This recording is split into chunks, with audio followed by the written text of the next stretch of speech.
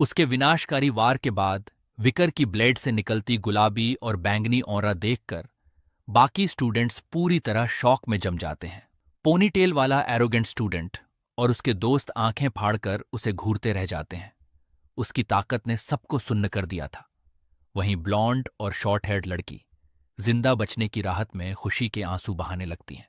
पास खड़ा ग्रानोला अपनी छाती पकड़कर जोर जोर से सांस ले रहा है। उसे अब भी समझ नहीं आ रहा उसके क्लासमेट ने ये नामुमकिन काम आखिर कैसे कर दिया। और जैसे ही बीस्ट का खून बारिश की तरह गिरता है, विकोर अपनी क्रैकलिंग स्वॉर्ड के साथ वहीं खड़ा रहता है। सिस्टम अनाउंस करता है, लेवल 1 वॉरियर विकोर पहला इंसान बन गया है जिसने S rank blood water plantain lily को हंट किया, और इस इम्पॉसिबल अचीवमेंट के लिए उसे स्पेशल रिवॉर्ड मिलेगा। बचे हुए स्टूडेंट्स शॉक में आपस में फुसफुसाने लगते हैं। रूएंड वॉल्स के पीछे से वो सोचते हैं, आखिर एक लेवल एक पार्टिसिपेंट ने 100 फोल्ड स्टैट सप्रेशन के बावजूद एस रैंक थ्रेट को कैसे मार दिया। इसका मतलब बाहर की दुनिया में उसकी असली ताकत अनइमेजिनेबल होगी। एक स्टूडेंट कांपती उंगली से वाइकर की ग्लोइंग वेपन की तरफ इशारा करता है। उसे एक डरावनी चीज नजर आती है। वो फेंट ग्लो अनमिस्टेकेबली लिक्विड ऑरा थी, हाई टियर वॉरियर की पहचान। वो पसीना पोंछते हुए कहता है, विकोर कम से कम एक ग्रेजुएटर तो जरूर होगा। लेकिन तभी दूसरा स्टूडेंट, जब विकोर अपनी ट्विन स्वॉर्ड्स वापस शीत करता है, उसकी बात काट देता है। वो कहता है, विकर की पावर देखकर साफ है वो स्वॉर्ड मास्टर से भी ऊपर है।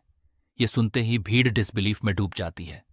स्टूडेंट्स आपस में कहते हैं, कोई स्वॉर्ड मास्टर एक नॉर्मल एकेडमी स्टूडेंट नहीं हो सकता। किनारे खड़ा आर्थर गॉर्डन पिम, जिसकी कॉन्फिडेंट मुस्कान कभी नहीं जाती थी, अब डार्क एक्सप्रेशन के साथ खड़ा है। जबकि टेरिफाइड क्राउड विकर की आइडेंटिटी के बारे में सोच रहा है। अपनी भारी गलती के दबाव में आर्थर सिर्फ चुपचाप ये सब देख सकता है। ऊपर चट्टान पर बैठा 4 आंखों वाला फ्लावर फेरी गाइड फ्रस्ट्रेशन में कांप रहा है। वो अपनी किस्मत को कोसता है, चेहरा पकड़कर सोचता है, उसका परफेक्ट प्लान आखिर इतना बुरी तरह फेल कैसे हो गया।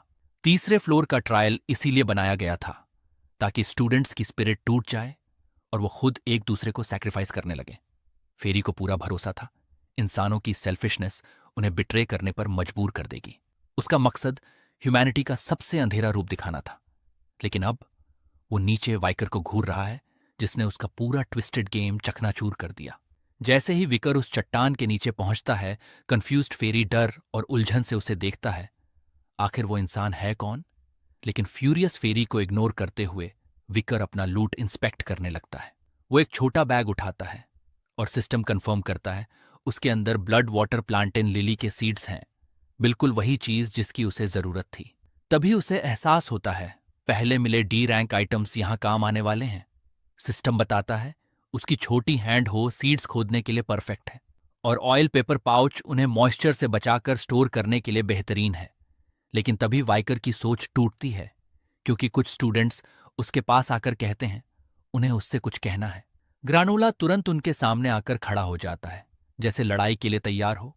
वो क्लासमेट्स को वार्निंग देता है, विकोर को घेरने की कोशिश मत करना, और पूछता है आखिर उन्हें क्या चाहिए। विकोर शांत खड़ा रहता है, जबकि डेक्राबिया साइनिकल अंदाज में कहता है, अब ये स्टूडेंट्स अपना गुस्सा उसी पर निकालेंगे और पूछेंगे उसने उन्हें पहले क्यों नहीं बचाया। लेकिन उसकी उम्मीद के उलट विकर उस वक्त सच में चौंक जाता है जब स्टूडेंट्स ईमानदारी से उसे अपनी जान बचाने के लिए धन्यवाद कहते हैं। वो मानते हैं अगर विकोर नहीं होता तो या तो वो बीस्ट के पेट में पच चुके होते या खुद एक दूसरे को मार चुके होते। फिर वो उससे पूछते हैं, क्या वो सच में स्वॉर्ड मास्टर है और क्या वो भी उसकी तरह ताकतवर बन सकते हैं। विकोर अपने क्लासमेट्स के सिंसियर चेहरे देखता रहता है और डेक्राबिया हैरानी से कहता है, लगता है इंसानों में अब भी कॉन्शियस बची हुई है। लेकिन तभी वो पल टूट जाता है जब फ्लावर फेरी गाइड अनाउंस करता है अब 67 सर्वाइवर्स बचे हैं, और सार्कास्टिकली कहता है बिना मेहनत किए भी वो समहाउ बच गए। विकोर ऊपर चट्टान की तरफ देखता है और 4 आंखों वाले फ्लावर फेरी गाइड को उसके असली नाम से बुलाता है, वीनस। वो ठंडी आवाज में कहता है उसने हद पार कर दी। उसे याद दिलाता है लड़ाई के दौरान उसने बीस्ट को मुंह बंद करने और वीक पॉइंट छुपाने का आदेश दिया था, सिर्फ उसकी मौत सुनिश्चित करने के लिए। घबराई हुई वीनस हकलाने लगती है और पूछती है एक इंसान उसका क्या बिगाड़ सकता है। वो दावा करती है उसने सिर्फ रूल्स फॉलो किए हैं। फिर झूठी हिम्मत जुटाकर विकोर को वार्निंग देती है। अगर उसने उसे चोट पहुंचाई तो वो अगले फ्लोर पर कभी नहीं जा पाएगा। लेकिन विकोर पर इसका कोई असर नहीं होता। वो खून से भरी नजरों से वीनस को घूरता है और ठंडी आवाज में कहता है, अगर वो किसी भयानक एक्सपीरियंस से बचना चाहती है तो तुरंत उसका रिवॉर्ड सौंप दे। ये सुनते ही फेरी डर के मारे चीख पड़ती है। पूरी तरह दब चुकी वीनस जबरदस्ती मुस्कुराने की कोशिश करती है और एक जेनरस रिवॉर्ड अनाउंस करती है। उसके हाथ घुमाते ही 3 विशाल सैक्स प्रकट होते हैं जो स्टैट बूस्टिंग कैंडीज से भरे हुए हैं। इतना बड़ा लूट देखकर स्टूडेंट्स शॉक में पड़ जाते हैं। वो उस रिवॉर्ड के पहाड़ को अविश्वास से घूरते रहते हैं। उन्हें पाइल के बीच कुछ ग्लोइंग ऑर्ब्स दिखाई देते हैं। सिस्टम उन्हें रेयर गोल्ड कैंडीज के रूप में पहचानता है। सिर्फ एक गोल्ड कैंडी यूजर का लेवल 1 बढ़ा सकती है या 300 रेगुलर कैंडीज के बदले एक्सचेंज हो सकती है। बाकी लोग जेलसी से उस लूट को देख रहे हैं, जबकि वाइकर शांत खड़ा अपने 10 गोल्ड कैंडीज कैलकुलेट कर रहा है। वो सोचता है, इन्हें स्टैट कैंडीज में बदलना ज्यादा सही रहेगा। आखिर लेवल एक पार्टिसिपेंट के लिए ये रिवॉर्ड बेहद जेनरस है। लेकिन तभी उसका ध्यान अपने हाथ की तरफ जाता है, जैसे उसे यकीन ही नहीं हो रहा कि उसे इतनी जल्दी वो खास चीज मिल गई। ग्रानोला कंफ्यूजन में विकोर को मुस्कुराते देखता है। उसे समझ आता है वो गोल्ड कैंडीज की वजह से खुश नहीं है। फिर वो सोचता है, आखिर ऐसी कौन सी चीज है जिसने विकोर को इतना एक्साइटेड कर दिया। विकोर अपने हाथ में एक अजीब सा पिंक बग उठाता है। सिस्टम उसे एस रैंक आर्टिफैक्ट के रूप में पहचानता है, कन्वर्जन बग, जो सेम कलर की 100 कैंडीज को किसी दूसरी रैंडम कलर कैंडी में बदल सकता है। विकोर उस पिंक बग को सरप्राइज से देखता है। उसे अपनी पिछली जिंदगी की बातें याद आती हैं। यही वो सबसे रेयर और वैल्यूएबल आर्टिफैक्ट था जिसका जिक्र टावर सर्वाइवर्स ने किया था।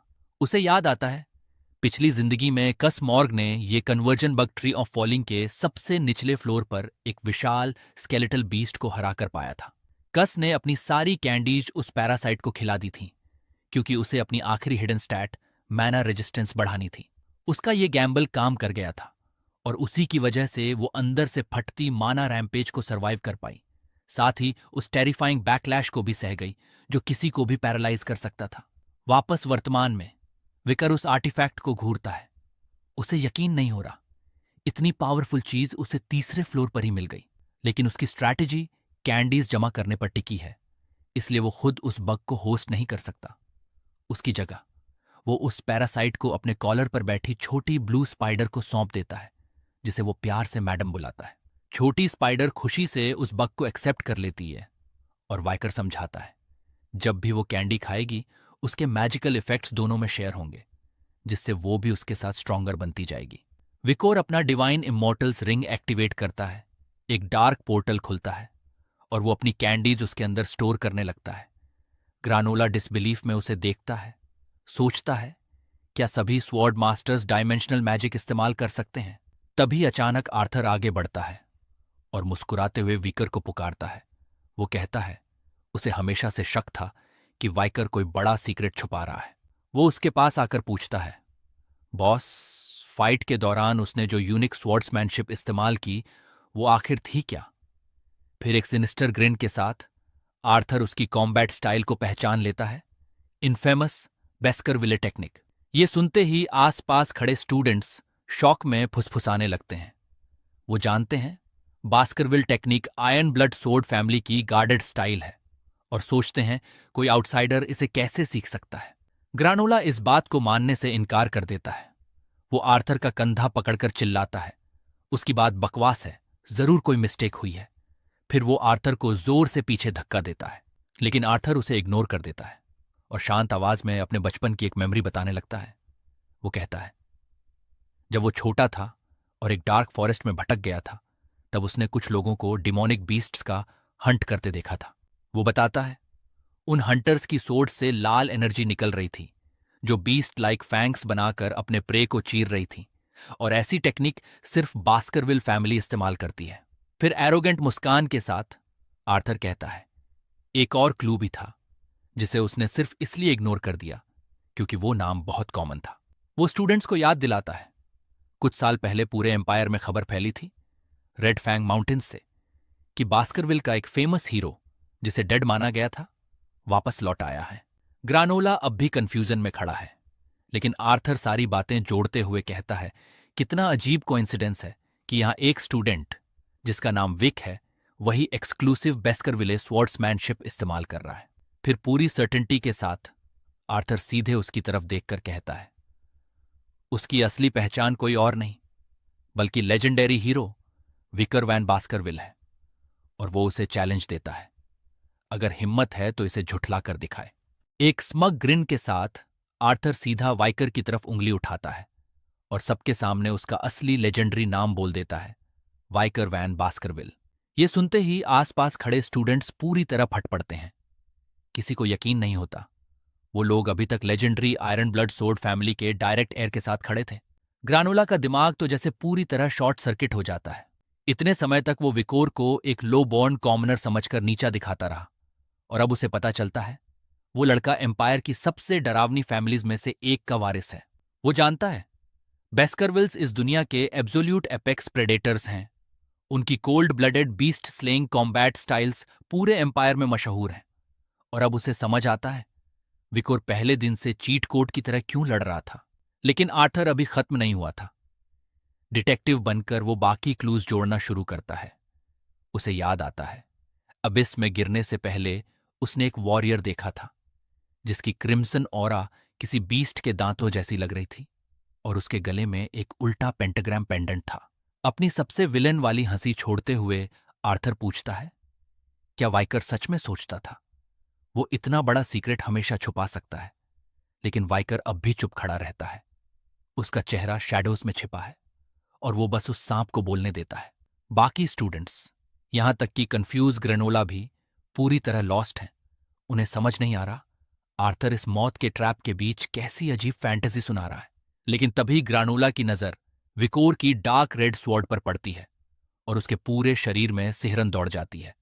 अचानक उसे विकोर की मॉन्स्टर्स स्ट्रेंथ का हर हिस्सा समझ आने लगता है। इससे पहले कि यह ड्रामा और बढ़े, सिस्टम जोर से अनाउंस करता है करंट ट्रायल ऑफिशियली खत्म हो चुका है और अब 67 सर्वाइवर्स बचे हैं। साथ ही वार्निंग आती है पूरा जोन अब अबिस में कोलैप्स होने वाला है। लेकिन जमीन पैरों के नीचे टूटने के बावजूद आर्थर की स्मग एटीट्यूड एक पल के लिए भी नहीं जाती। वो कैजुअली वाइकर की तरफ इशारा करता है और कहता है, वक्त कम है लेकिन वो रीजनेबल इंसान है, उसे ज्यादा कुछ नहीं चाहिए। फिर लालच भरी मुस्कान के साथ वो एक डर्टी बार्गेन रखता है। अगर विकोरस रैंक मॉन्स्टर से मिली स्टैट कैंडीज का ठीक आधा हिस्सा उसे दे दे तो वो उसका सीक्रेट छुपा कर रखेगा और उसकी आइडेंटिटी प्रोटेक्ट करेगा। चारों तरफ रेड वार्निंग मैसेजेस चमक रहे हैं, भारी पत्थर गिरने लगे हैं, लेकिन विकोर बस चुपचाप खड़ा रहता है। आर्थर की स्मग एक्सप्रेशन तुरंत टूट जाती है। वो घबराकर पसीना बहाने लगता है, अपनी छाती पकड़कर शौक में पूछता है, क्या विकोर सच में उसे दुनिया को सब कुछ बताने देगा? हर सेकंड के साथ ज्यादा डेस्परेट होते हुए आर्थर की आंख फड़कने लगती है।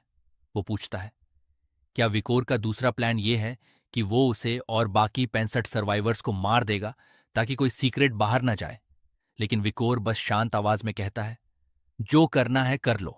वो कैजुअली कहता है, आर्थर चाहे यहां फंसे स्टूडेंट्स को बताए या भविष्य में मिलने वाले किसी और को, उसे कोई फर्क नहीं पड़ता। जैसे जैसे उनके नीचे की जमीन चमकती बैंगनी रोशनी में टूटने लगती है, विकर शांत स्वर में कहता है, आर्थर आराम से जितना बोलना चाहता है बोल ले। और यह सुनकर सीनियर पूरी तरह शॉक में उसे घूरता रह जाता है। कोलैप्सिंग फ्लोर की फ्लैशिंग रेड वार्निंग्स के बीच वाइकर अपनी क्रिम्सन आंखों के साथ एक मेनेसिंग ग्रिन देता है और मजाक उड़ाते हुए कहता है, अगर चीप ब्लैकमेल ही आर्थर का आखिरी हथियार है तो उसके पास असल में कुछ भी नहीं। अब पूरी तरह लिमिट पार कर चुका आर्थर गुस्से में दांत पीसने लगता है। उसका चेहरा रेत से बिगड़ जाता है और वो जोर से नाइट हाउंड का नाम चिल्लाता है। तभी पोर्टल सबको जबरदस्ती निगल लेता है। कुछ देर बाद सिस्टम कंफर्म करता है उन्होंने 3rd फ्लोर क्लियर कर लिया है और अब वो underground floor 4 island of the black sea में उतर रहे हैं। एकेडमी के उजड़े हुए रूइंस अचानक गायब हो जाते हैं। उनकी जगह एक डार्क और स्टॉर्मी लैंडस्केप सामने आता है जहां बोन वाइट ट्विस्टेड ट्रीज अंधेरे में खड़े हैं और पूरे इलाके पर मोटे चिपचिपे स्पाइडर वेब्स फैले हुए हैं। पिच ब्लैक सी के बीच एक विशाल जेग्ड रॉकी आइलैंड उभरता है। ऊपर आसमान में ईरी ग्रीन लाइटनिंग चमक रही है और ये उनके 4th फ्लोर पर पहुंचने की कंफर्मेशन थी। काली रेत वाले बीच पर क्रैशिंग वेव्स के पास वाइकर पूरी शांति से लेटा हुआ है, जबकि उसका लिविंग पेंडेंट डेक्राबिया उसके ऊपर मंडराता है और घबराकर पूछता है, क्या उसने ऑफिशियली अपनी सीक्रेट आइडेंटिटी छुपाना छोड़ दिया है? डिक्राबिया जल्दी जल्दी समझाता है, अगर वाइकर ने आर्थर को इसलिए छोड़ा क्योंकि उसे उसकी मैजिकल पावर्स पर भरोसा था, तो उसने बहुत बड़ी गलती की है। वो मानता है, हाँ, वो मेमोरीज मैनिपुलेट कर सकता है, लेकिन वो उसकी मेन एबिलिटी नहीं। और इस कर्स्ड ट्री के अंदर उसकी वीकेंड हालत में पूरे क्राउड की मेमोरीज मिटाना फिजिकली इम्पॉसिबल है। फ्रस्ट्रेशन में फूला हुआ डिकरेबया इधर उधर उड़ने लगता है और पूछता है, आखिर वाइकर ने आर्थर को वहीं खत्म क्यों नहीं कर दिया, चाहे उसकी जान ही क्यों ना लेनी पड़ती। फिर डेकरबिया गहराई से विकोर को देखता है और उसके दिमाग में एक नई थ्योरी बनती है।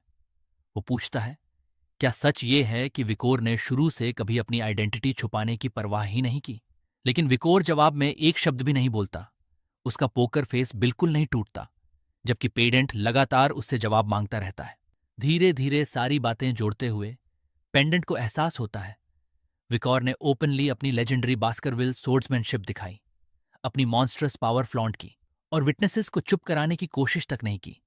इसका सिर्फ एक ही मतलब हो सकता है। डिकारबिया समझ जाता है, विकर किसी बहुत बड़े प्लान की तैयारी कर रहा है।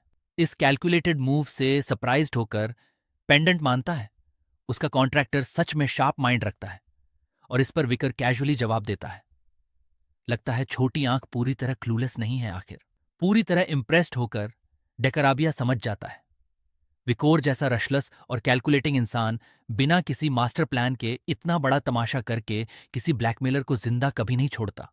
हालांकि पेंडेंट मानता है उसे अब तक समझ नहीं आया ये ग्रैंड प्रिपरेशन आखिर है क्या, लेकिन फिलहाल वो टॉपिक छोड़ देता है, जबकि वाइकॉर बस अपनी यूनिफॉर्म से काली रेत झाड़ता है और डार्क होराइजन की तरफ देखते हुए आगे बढ़ने की तैयारी करता है। विकोर ध्यान से सुनता है जब डेकाराबिया समझाता है, ये वाटरी एबिस दरअसल ब्लैक सी का एक हिस्सा है, जो अंडरवर्ल्ड के 5 सबसे बड़े ओशंस में से एक है। लेकिन शोर को देखते हुए विकोर एक बड़ा कॉन्ट्रडिक्शन नोटिस करता है, ब्लैक सी में कोई आइलैंड्स होने ही नहीं चाहिए। उस ट्विस्टेड व्हाइट बार्क फॉरेस्ट को घूरते हुए विकोर समझ जाता है ये आइलैंड किसी दूसरी दुनिया का हिस्सा है जिसे ट्री ने अब्जॉर्ब कर लिया है। डेकोराबिया उसकी थ्योरी कंफर्म करता है। वो बताता है, डीमन एमड्यूस एक वर्ल्ड एब्जॉर्बर है जो अलग अलग डायमेंशंस में भटकता रहता है और फिर अलग अलग दुनियाओं के हिस्से नोचकर उन्हें एबिस ट्री के अंदर एक ट्विस्टेड पैचवर्क की तरह जोड़ देता है। पेंडेंट वार्निंग देता है, जब एमड्यूस इन वर्ल्ड्स को निगलता है तो वहां के क्रिएचर्स भी टावर के अंदर घसीट लिए जाते हैं, जहां वो अनविलिंग रेजिडेंट्स या कॉम्पिटिटर्स बनकर फंस जाते हैं। मतलब उन्हें ऐसे लोगों से भी सामना करना पड़ सकता है जो पता नहीं कितने सालों से यहां कैद हैं। ये सुनकर विकोर की आंखें सिकुड़ जाती हैं। उसे एहसास होता है ब्लैक सी का ये आइलैंड उसकी पिछली जिंदगी के फ्यूचर मेमोयर्स में कभी नहीं था। इस अनचार्टेड और बेहद अनप्रिडिक्टेबल टेरिटरी में कदम रखते हुए वो खुद को मेंटली तैयार करता है अगले इनसेन मिशन के लिए। लेकिन तभी विकोर अचानक वहीं रुक जाता है, जैसे किसी सेंसेशन ने उसे पूरी तरह चौंका दिया हो। अगले ही पल वो सीधे रेत पर गिर पड़ता है, सांस लेने के लिए तड़पने लगता है और ये देखकर डेकराबिया पैनिक में पूछता है, आखिर उसके साथ हो क्या रहा है? विकोर कांपते हुए अपना हाथ जमीन में दे मारता है। उसके पूरे शरीर में दर्द की लहर दौड़ रही है।